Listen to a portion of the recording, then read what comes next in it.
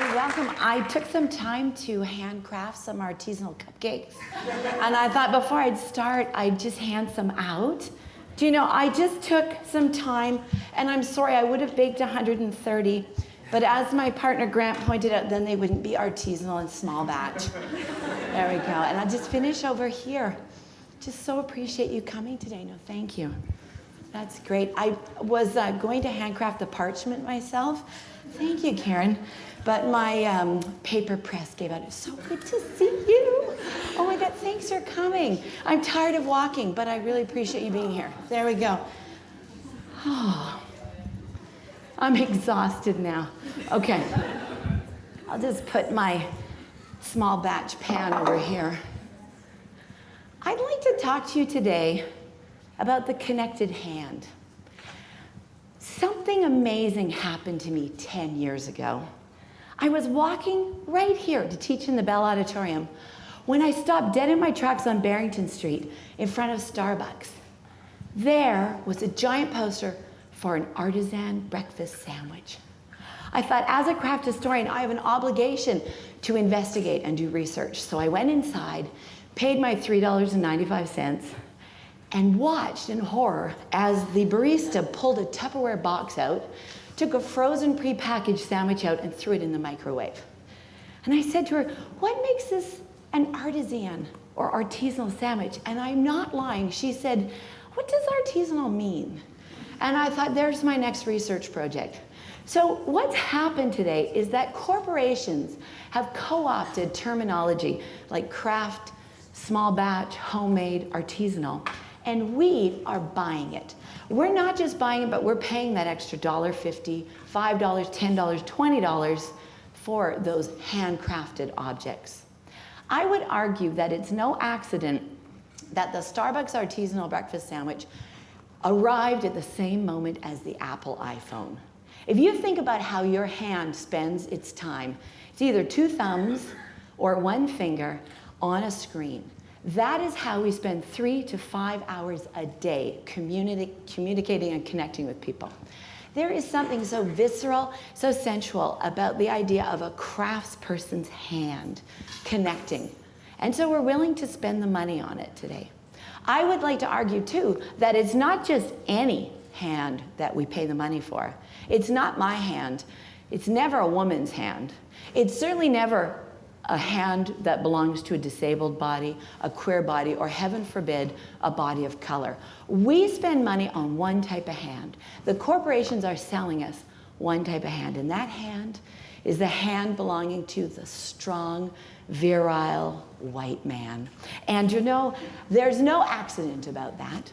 He's got his sleeves rolled up, he's got a brown leather apron on, and ideally he has a beard. I'm a little bit mad at Joseph Wright of Derby. He got it almost correct. He's missing the beard.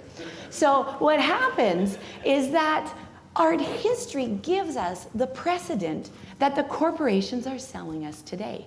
If you look at these paintings from the 18th century, the time of the Industrial Revolution, they are romanticizing the craftsperson, ideally the craftsman. Why? Because that's a period of time when factories came into play, craftspeople were being displaced, and there was panic. What's going to happen to the small scale, the artisanal, the handcrafted?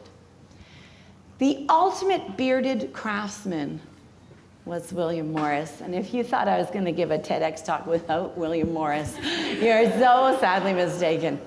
William Morris, I mean, look at that beard. He set the precedent. So what William Morris did is he said, wait a second. Craft counts. It still counts in the age of the Industrial Revolution, but here's what really counts. The relationship between the consumer, that's all of us, and the maker. In that, the consumer needs to have beautiful, nicely crafted objects to buy, and the craftsperson deserves joy in labor.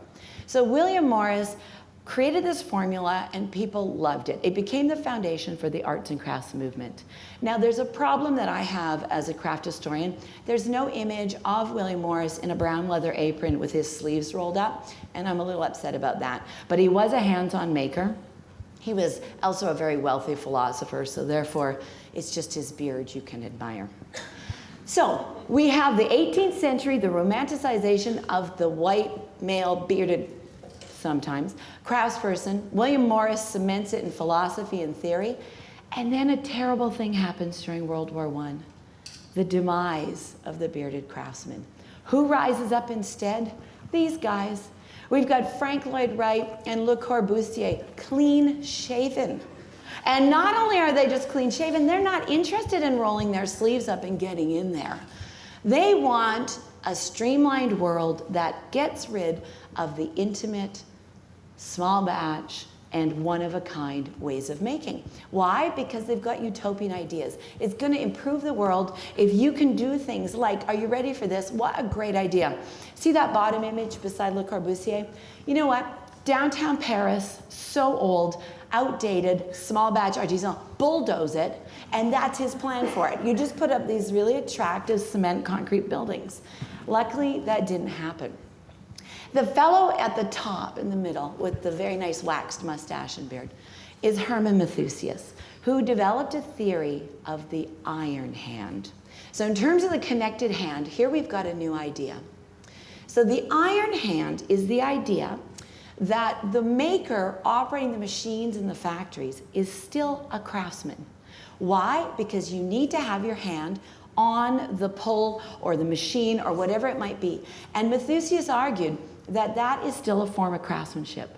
I think today, in our technologically driven age, as you're using your thumbs or your finger to work your tablet or your iPhone, there is that notion of a connectedness through the hand, but it's missing something. It's lacking something, that visceral hands-on experience that we are willing to spend more money to buy.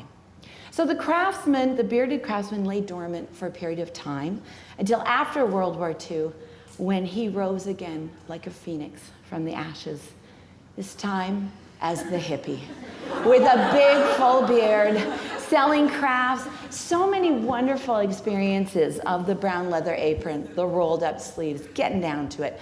That didn't last long. What happens when something good arrives and it becomes trendy? It gets corporatized. And that's exactly what happened with this iteration of the bearded craftsman.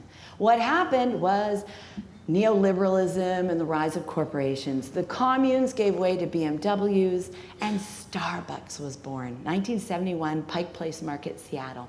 Starbucks, which has given us the artisan breakfast sandwich. So during this period of time, it's not like the craftsman was dead. Oh no, he was selling big time as professional. The corporations were not selling him to us. That had to wait. That had to wait for now. Over the last decade, the craftsman has risen again, but this time as a corporate idea. And the examples are too many. Look at craft breweries. How many bearded hipster craftsmen are out there making our craft beer? My favorite ad from last year was RBC. RBC, so let me just set it up for you. A young man, dismal in his office cubicle, has an epiphany. He goes to the bank, he borrows money to start a craft brewery. Fast forward to the time lapse. What happens?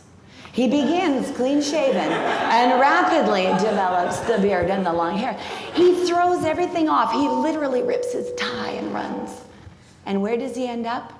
With his arms, sleeves rolled up, leaning on the table, the bearded craftsman. It's a thing of beauty. Now, there are three things I want to consider as I end today, and I want to ask you to consider with me. First, what happens when the critical mass of the bearded craftsman is achieved? Because we're here. We've been here for a while. An amazing, fun thing, parody.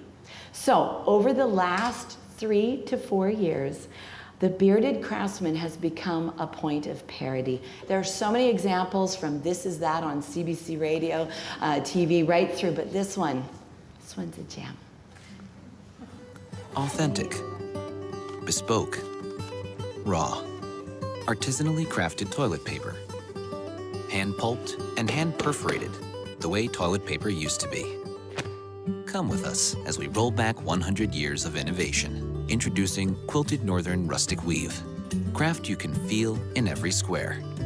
It's tissue that's genuinely tree to toilet. For a more memorable bathroom experience. New quilted northern rustic weave. Also available in small batch, cedar loom, and extra virgin birch. Quilted northern rustic weave, designed to be remembered. I love 2018. The parodies are everywhere, and it is so much fun. But before I end tonight, I'd just like to ask that we think about two things that aren't as funny. The first one is, where are the women's hands? Women are out there making, and in fact, in 2016 in the US alone, $44 billion was spent on hobbycraft, for the hobbycraft industry.